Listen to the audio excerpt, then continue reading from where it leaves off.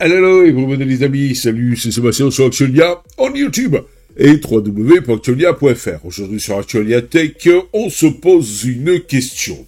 Sur Linux, Qt ou GTK, lequel choisir? Et là est la question et on va essayer d'y répondre, si vous le voulez bien, ensemble.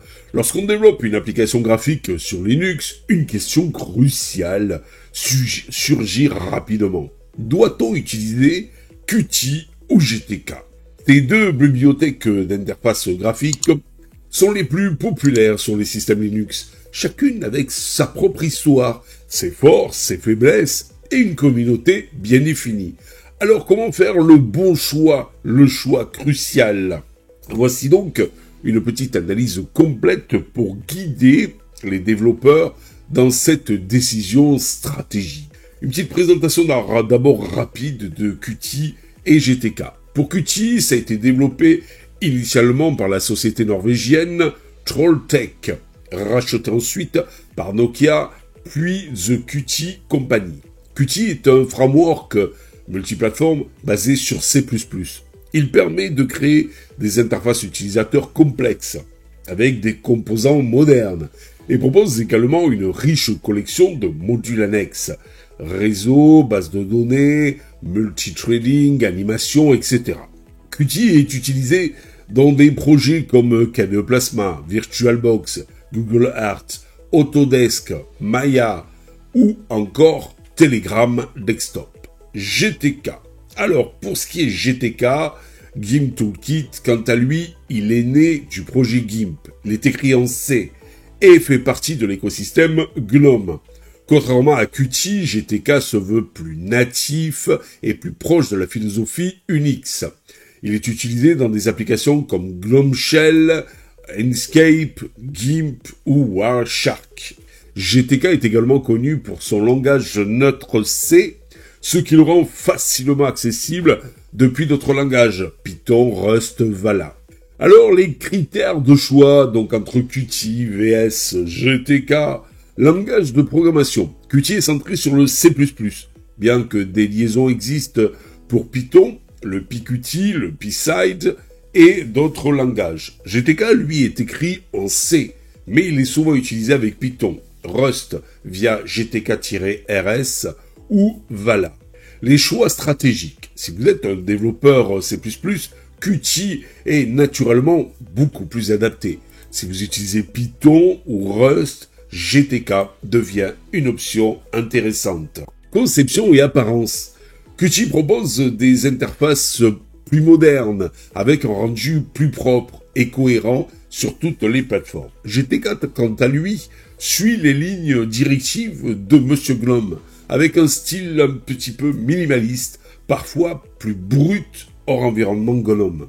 Qt a souvent l'avantage en termes de design natif sur Windows macOS, la portabilité. Qt est pensé pour être multiplateforme, Linux, Windows, macOS, Android, iOS. GTK, quant à lui, fonctionne très bien sur Linux, mais le support Windows macOS est plus limité ou nécessite un peu plus de travail.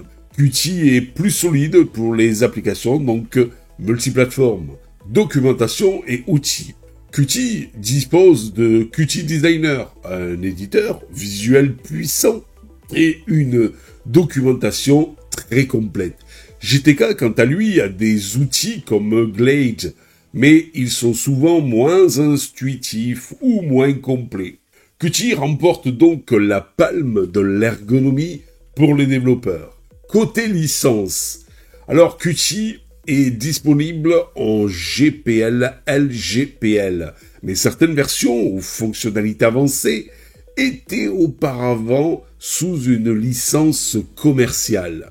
GTK, lui, quant à lui, est totalement libre. C'est du LGPL, même pour l'usage commercial.